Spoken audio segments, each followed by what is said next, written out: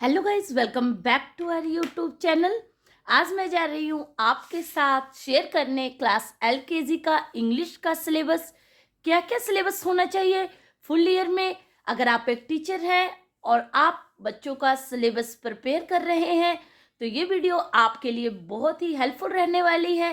Please video के and तक बने रहना। अगर वीडियो अच्छी लगे तो चैनल को लाइक करना, शेयर करना और सब्सक्राइब करना मत भूलना। तो सबसे पहले एलकेजी के सिलेबस की बात करें कि क्या क्या सिलेबस हम फुल ईयर में बच्चों को पढ़ाते हैं। तो सबसे पहले बच्चों को capital letter A to Z and small letter A to Z बहुत अच्छी तरह से लिखने आने चाहिए with the help of lines. बच्चों को आप डॉट्स ना लगा कर दीजिए, बच्चों को फ्री हैंड लिखना सिखाइए जब वो एलकेजी क्लास में हो जाए। विदाउट डॉट्स ही सिखाने हैं आपने उन्हें कैपिटल और स्मॉल लेटर दोनों लिखना। नेक्स्ट है write the small letters of the given capital letter. बच्चों को एक साइड आप कैपिटल लेटर राइट कर दीजिए और बच्चों को बोलना है कि उस कैपिटल लेटर का स्मॉल लेटर बताना है आपने कि क्या होगा।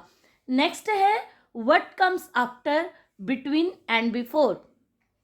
कैपिटल लेटर से रिलेटेड एंड स्मॉल लेटर से रिलेटेड आप बच्चों को आफ्टर, बिटवीन और बिफोर ये बहुत अच्छी तरह से सिखाइए। आफ्टर का मीनिंग समझाइए कि बाद में, बिटवीन बीच में, जैसे ए और सी के बीच में कौन सा लेटर आता है, बी। बिफोर, बिफोर का मीनिंग समझाइए कि जो लेटर पहले आता है, जैसे सी लेटर से पहले कौन सा लेटर आता है, बी लेटर। तो इस तरह बच्चों को what comes after, between and before ये कॉन्सेप्ट बहुत अच्छी तरह से क्लियर कीजिए। Match the capital letter to small letter. बच्चों को कैपिटल लेटर और एक साइड में स्मॉल लेटर लिख कर दीजिए और बच्चों को बोलिए कि कैपिटल लेटर के साथ जो, जैसे ए लेटर है और इस साइड स्मॉल ए कहाँ पर है, उसके साथ मैच करें। तो बच्चों को बहुत अच्छी तरह से क्लियर होना चाहिए कि कौन से लेटर होते हैं कैपिटल और कौन से लेटर होते हैं स्मॉल। नेक्स्ट बात करें short vowel sound of A, E, I, O, U. LKG class में बच्चों को सीबीसी वर्ड स्टार्ट हो जाते हैं। सीबीसी का वर्ड का मीनिंग होता है कॉन्सोनेंट, वावल एंड कॉन्सोनेंट से रिलेटेड छोटे छोटे वर्ड सिखाए जाते हैं कि बच्चों की रीडिंग शुरू हो जाए। जैसे C A T cat, R A T rat, E sound से related P E N pen, T E N ten. I sound से रिलेटेड अगर बात करें जैसे P I N pin, T I N tin. O sound की बात करें जैसे P O T pot, H O T hot. U sound H U T hut, B U T but, N U T nut. इस तरह बच्चों को short vowel sound start हो जाते हैं एलकेजी क्लास में। नेक्स्ट है match the rhyming words. Rhyming words का मतलब होता है सेम साउंड वाले वर्ड्स। जैसे इस साइड बच्चों को हमने लिख दिया कैट, तो उसका सेम साउंड पहचानना है। जैसे बैट, अब बैक साइड क्या आता है, इस साइड भी एट है और पीछे भी एट है। तो इस तरह बच्चों को प्रैक्टिस करवाइए राइमिंग वर्ड्स की। जैसे पीओटी पोट, इस साइड पोट हो गया और उस साइड क्या हो गया, नोट, एन नोटी नोट। जैसे आई साउंड की बात करें किट, के आई टी किट और इस side S I T sit. इस तरह बच्चों को राइमिंग वर्ड्स की प्रैक्टिस करवाइए। Use of a and N.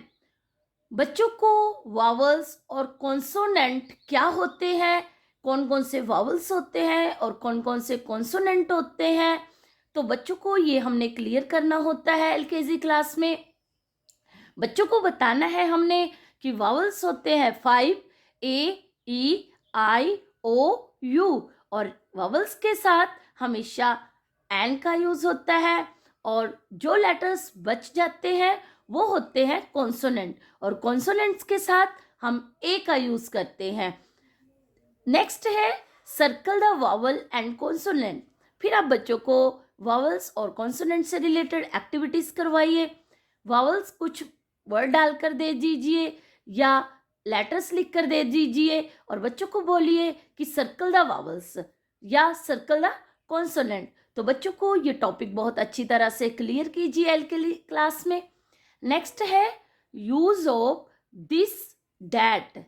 LKG class में हमने बच्चों को समझाना है कि दिस का यूज वहां पर होता है जो चीजें हमारे नियर होती है और सिंगुलर होती है, एक होती है। जैसे ये एक स्केच है, सिंगल है और हमारे नियर है, तो हम बोलेंगे दिस इज अ स्केच। और अगर हम इसको दूर रख देंगे तो हम बोलेंगे दैट इज अ स्केच। तो इस तरह बच्चों को छोटे छोटे ऑब्जेक्ट की हेल्प से पहले ओरल में ये टॉपिक को समझाइए और फिर बच्चों को रिटन में ये टॉपिक अच्छी तरह से क्लियर कीजिए। नेक्स्ट है यूज ऑफ इन ऑन। इन और ऑन ये प्रेपोजिशंस के टॉपिक है। इन बच्चों को इस तरह समझाना है कि इनका यूज वहां पर होता है जब कोई चीज किसी चीज के अंदर होती है, और ऑन का यूज होता है जब कोई चीज किसी चीज के ऊपर होती है। जैसे ये नोटबुक टेबल के ऊपर है तो हम ऑन लगाएंगे, ऑन द टेबल। और जैसे एक टब है, टब के बीच में वाटर है, तो हम बोलेंगे the water is in the tub. Next है one and many concept. One का मतलब होता है एक चीज और मैनी का मतलब होता है बहुत सारे।